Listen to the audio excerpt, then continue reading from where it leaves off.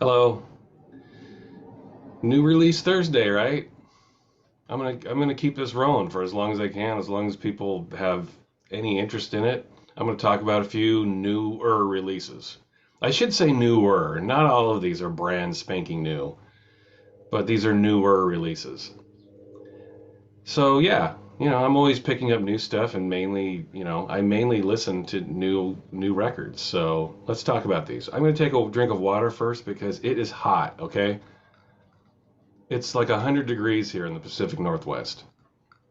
And a couple of people have mentioned like they hear some humming in my videos. I apologize for that. I have fans going in my home. It's really hot and I don't have AC in my house. So I apologize for any humming you hear. I'm trying to be mindful of that. The fans are off right now and I'm doing this video in the morning before it gets super hot because it's already getting hot. And I know that, anyone in the United States right now, you guys are experiencing this, right? It is super hot right now. Beyond, it's sweltering in most areas of the United States. The water in Florida is like 100 degrees right now. It's just, this world's melting, y'all. It's happening right before our very eyes. By the way, don't you love reading these little news clips about people who get bitten by sharks when they're wading in, 2, 3 feet deep water? Like the world is shocked by this. No, we're in their homes. Sharks live here. They're hungry. They're going to bite you. I love it when humans act surprised at when we impede upon an animal's habitat and they get bitten. They're shocked by this. That's what happens, y'all. When you go camping and you go hiking and a bear or a mountain lion mauls you, you can't act surprised. That is the risk you take. You are impeding upon this animal's habitat. So this person is going to get bitten. We cannot act shocked by this. Jesus, I mean, I was just reading another news clip about how some woman was wading around and got bitten by a shark, and it's a big news item. It's like that's what happens. You put your big fat ass in the water and start wading around, a shark is going to look at you and see you as a big T-bone steak. They're going to take a bite out of your ass. Stop being shocked by this. And good. I'm glad that happens.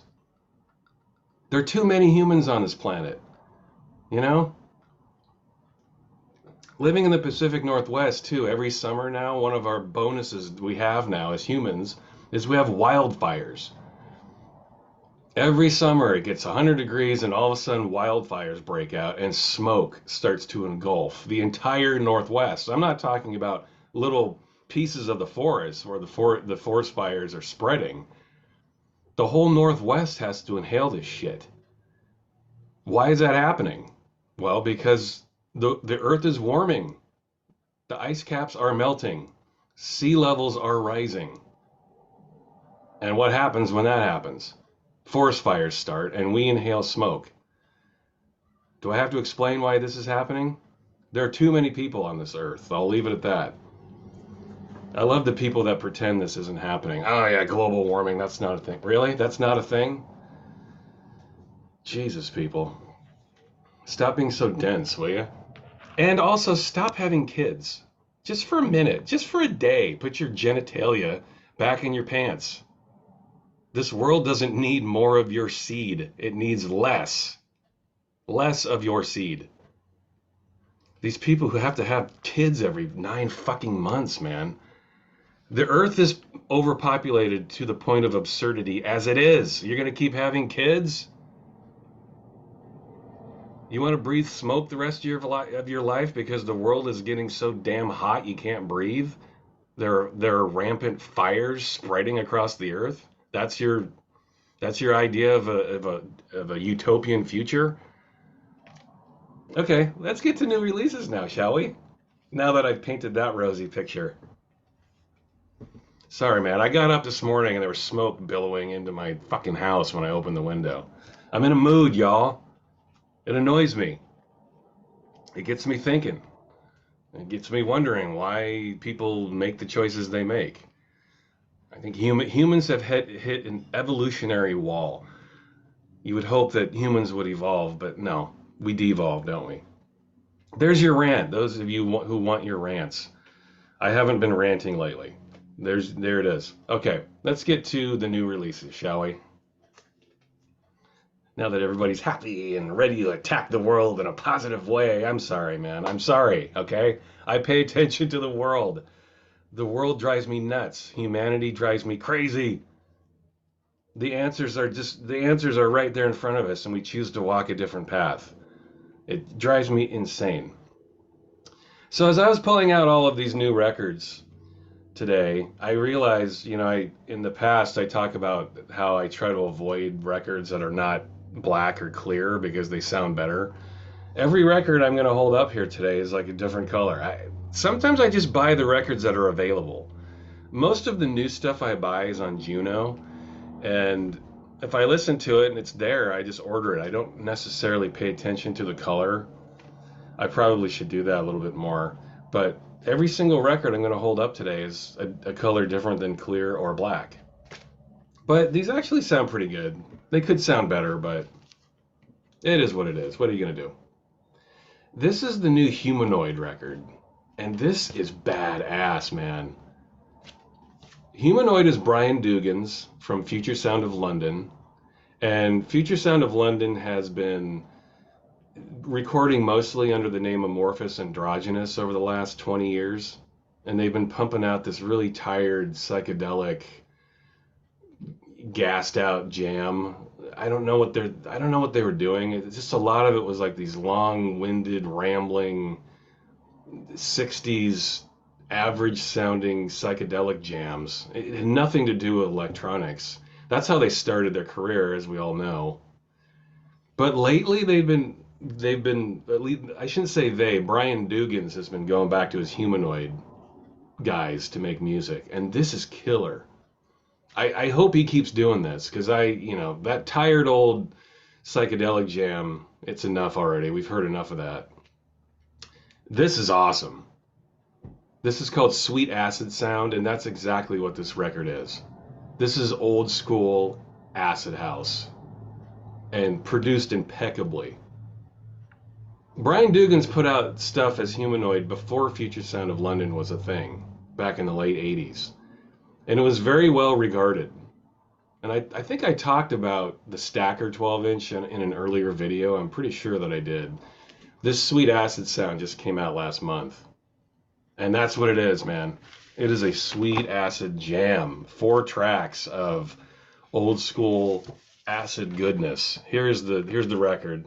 Kind of like a red with black marbly vibe going on. It actually sounds pretty good. I recorded it earlier today, and it sounds good. And man, if you need some music to just kick you in the balls, or kick you in the ass in the morning, and get you moving, this is it. Lots of top energy going on with this record. Sweet Acid Sound. Yes, Brian Dugan's, please keep going in that direction. Forget about the acid. Well, it is acid, I guess. Forget about that 60s psychedelia acid jam. Keep it to the acid techno, please. More of this. Less of that fishy jam. This is a new Greg Foat record, and he's recording with Gigi Masin. Gigi Masin is an ambient guy. He's produced some excellent ambient stuff in recent years. Very atmospheric, very melodic, very emotional ambient stuff. Really excellent ambient music. And then Greg Foat, he's been all over the place. He's a jazz guy, but he also makes electronic music. He makes some dancey stuff every now and then. He makes some ambient stuff. And this has got all those influences going on here. This is a really good album. Really been enjoying this year. I bought this a few months ago. If you just like experimental electronic music that has all kinds of different influences floating in and out, like dance and jazz and just good electronic music that sounds vaguely organic, you'll enjoy this. I'll pull it out. I'm pretty sure I thought this was on, yeah, Thought this was on different colored wax. You get clear wax on this one. And this is a good press. Yeah, it sounds good. It's clear though. If it's black or clear, it's pretty much money. Nice pressing, really nice music. Good summery vibes on this. If you're looking for that, I wouldn't call it Balearic. It's not quite Balearic, but it exists in that world. Freeform electronic music, if you will. And I wouldn't, it's not easy listening. I wouldn't go that far. But it is an easy listen. Not easy listening, but an easy listen, if that makes sense. And most of everything Greg Foat and Gigi Masin do is definitely worth picking up. They're excellent artists. This is the new Chocolate Hills record. This is the one and only Alex Patterson. And then I think his name's Paul, is it Conroy? Comboy, sorry. Paul Comboy. I don't know who that is. It says he's recorded with Bomb the Bass, which was news to me. I have all Bomb the Bass stuff, and that's not a name I recognized. I recognize Tim Simonon from Bomb the Bass, obviously, but that's a name I don't recall. This is really good stuff. It's, it sounds a little Orbish. The Orb influences are there. If you like the Orb, you should listen to this. It's just, again, it's not easy listening, but an easy listen. It's well produced, well thought, well mechanized electronic music in the ambient vein. There are beats here. I wouldn't say it's a full-on ambient record, but it has hints of ambience. Here's the inner sleeve. Nice packaging. And then this, I think this was, what is this? Peanut chocolate vinyl. This came out on different colored wax, all with a chocolate theme. But this is the peanut chocolate color. I wouldn't say this is a great pressing. I listened to it. It's okay. It's just kind of standard, funky colored wax. It's got a sound. There's a little bit of surface noise the minute you put the needle down. Even once I cleaned it, it still kind of had that very faint background noise. So that's disappointing, but it's not enough to ruin the listening experience. Good album. If you're an Orb fan, you want to pick this up. I mean, it's Alex Patterson, right? You pick up anything he does, and I would recommend picking that up. This is the new Move, well, not new. The release itself is new. Move D and Pete Namlook reissued number 2. They reissued, this label has been reissuing certain tracks from hours and hours and hours of albums that David Mufang and Pete Namlook released back on the Fax label in the 90s. If you don't know the Fax label, you need to. If you like electronic music and you respect my opinion at all, go look up the Fax label. And I've already droned on and on about David Mufang, Move D. Pete Namlook is another dude you need to know. He's dead now, unfortunately, but he had a massive output of music in the 90s, and most of it is stellar. And he and Mufang put out a series of albums on Fax that were CD only, unfortunately. And this label has been picking out some of the more dancey tunes from that era that they did. Most of what they did is full-on ambient experimental noise type stuff. But they did do some dance stuff. And this label is sort of picking out some of the more dancey stuff that they did and putting it out on wax. And I am grateful for that. Here you get Red again, some more Red. These songs are fantastic. As anything David Mufang does. The dude does not make bad music. It's not in his blood. It's not in his DNA. He is not capable of doing such a thing, putting out bad music. And same for Pete Namlook, for that matter. I don't love everything Namlook does. I thought he was so prolific. I think most artists who are really prolific, it's just by default you're going to put out some stuff that's not stellar.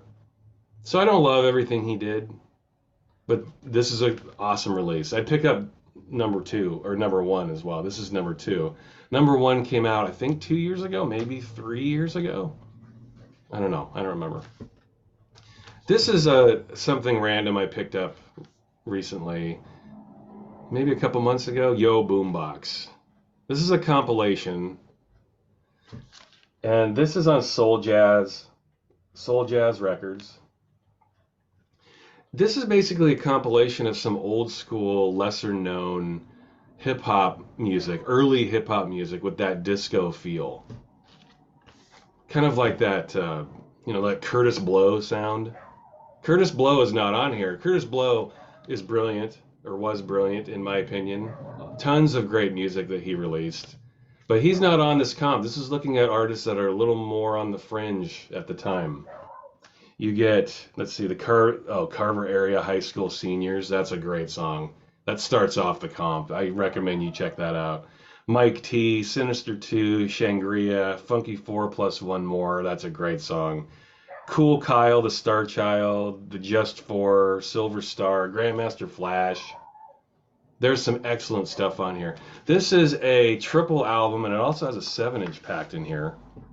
I haven't heard the 7-inch yet, but this is a really nice compilation. This is just on plain old black vinyl. I just remember not everything I'm showing today is on colors other than black vinyl. This is actually on black vinyl, so I'm not going to show the records there.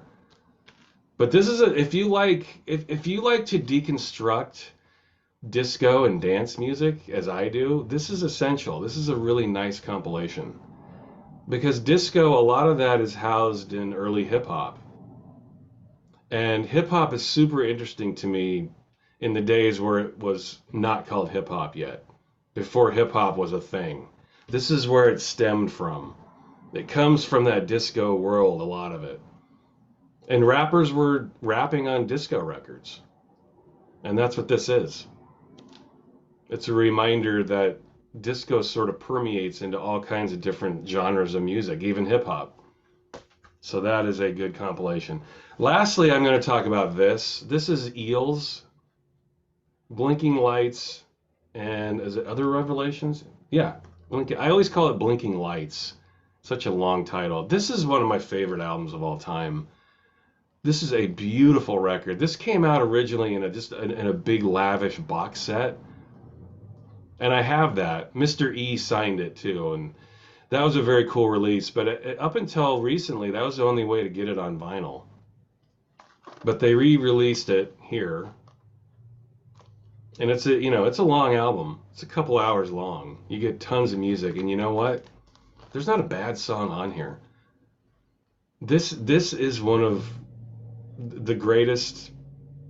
I want to say it's one of the greatest albums that exists in the rock and roll realm that I've ever heard. This is some heavy, heavy stuff. Mr. E had some people die in his family. This album's basically about his father and his family. He's the only one that's left alive in his family. His sister's dead, his parents are dead, and this is him coming to terms with all that. And this is an epic album. There's a documentary about this album. There's plenty of stuff about Mr. E that's out there. He's a fascinating dude. Seems like a really interesting guy, and he's a great songwriter, amazing songwriter. And it's never more evident than it is on here on Blinking Lights. This is an amazing album. Those of you who watch my channel, you know I only talk about, well, not only, but mostly talk about electronic music. But if you're ever interested in just albums about the human condition in lyrical form, where you don't have to collate it and you don't have to try to God, what's the word? When you don't have to decode it, that's what electronic music is. And a lot of it's experimental and instrumental. So you have to take all those sounds and try to assimilate it into your own life without the benefit of lyrics, or not the benefit of lyrics. I usually prefer music that is not lyrical, because I like to take music and try to put my own meaning to it without someone else's ideas coming through that lyrically. But here I love it. His name is Mark Everett, his real name. People call him Mr. E. Mr. E, if you've ever had anyone die in your life, if you've ever had a relationship that died, if you've ever experienced loss in any way, and we all have, this is an excellent, excellent album to listen to. This makes you feel like a better human being after listening to it. Such a great album. Nice packaging too. The box set is very lavish. I'm not showing that today. This is just the new release. Nice little gatefold here. It's just a flap. Not your traditional gatefold where you open it and the record's and part of that flap. This is just a flap. This is his dad. Some family photos. And, of course, this came on different colored wax. Here's the booklet it came with. Some family photos. You get the lyrics of all the songs. And there's a lot of songs going on with this album. And then the vinyl itself is on purple wax, which is very nice. It looks very nice. I don't know that it sounds great. I mean, it sounds okay. It sounds better than most wacky colored vinyl. Purple's close enough to black, I think, that it sounds pretty good. I didn't hear a ton of issues. It had that slight background fuzz you hear with any record that's not black or clear, so it does have that a little bit, but not enough to detract from the listening experience. I honestly, the box set is a better pressing when it comes to the records themselves. If you're looking for the best playing copy you could possibly get, I would pick up the box set. But this is a solid pressing, and this is gonna not cost you anywhere near the money that the box set would. Anyway, amazing album, Eels, Blinking Lights and Other Revelations. Treat yourself to something new or different. Those of you who watch my channel who like the industrial, the electronic, the techno, treat yourself to something else. Give this a shot. This is an amazing album. Makes you feel more human. And we need that in these times. We need to feel more human. We need to put our phones down and stop being so connected to everything all the time and become human again. This album helps with that. Thank you. That's my newer release Thursday.